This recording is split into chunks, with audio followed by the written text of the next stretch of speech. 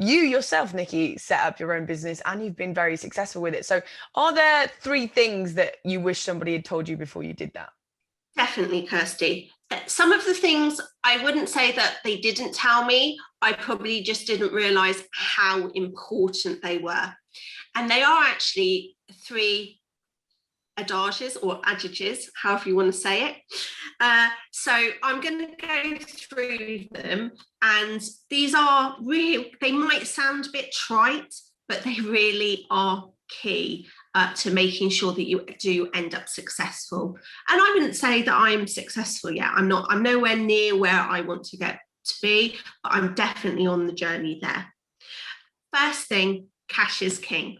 Everyone has heard that if they've got anything to do with business, but it so is.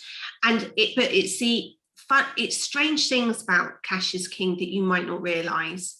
For example, if you need to borrow money, borrow it when you don't need it. Because if you get to the point you do really need it, that's the time that you will have ridiculous interest rates, or you just won't be able to borrow it. So I'm not saying that it's a really good thing to go and get a load of debt, but if you are going to have a growth cycle that you will need some funds for your cash flow at some point, that's really key.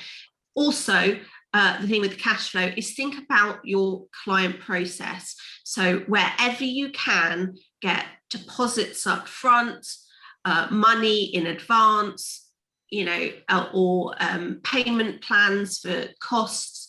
Make sure you utilize them. Don't rely on them completely, because you still are going to have to sort out the flow, but really utilize them as much as possible so that you can maximize your growth.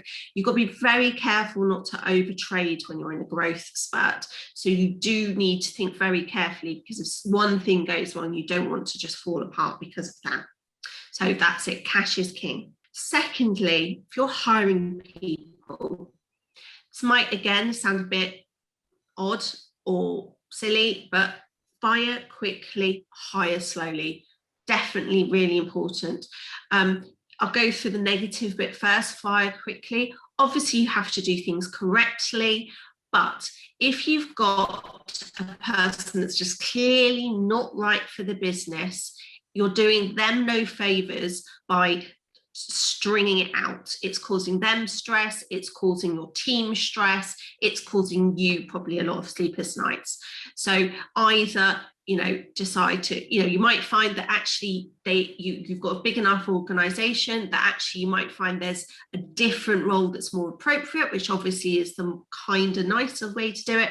But if there isn't, you've got to be honest, and you've got to put your organization first and decide what you need to do. The people that you are working with, you're often seeing them more than your family. So you really need to have the right people in your team, because you can't do everything yourself. You can't. It's impossible. You need to have a brilliant team with you in order for you to achieve what you want to achieve. Therefore, be very clear about what person do you want to hire? What are the skills that they need to have? If they don't have the skills, do you have the capacity to train them? What type of person is most appropriate? Are they going to fit into the culture of the company that you're trying to create? So I know it's frustrating, and I'm going through it well at the moment. You're so busy working, you've got so much to do, so you think, I've got to hire quick, got to get in those interviews, because you're thinking, the more interviews I've got, the less work that I can do.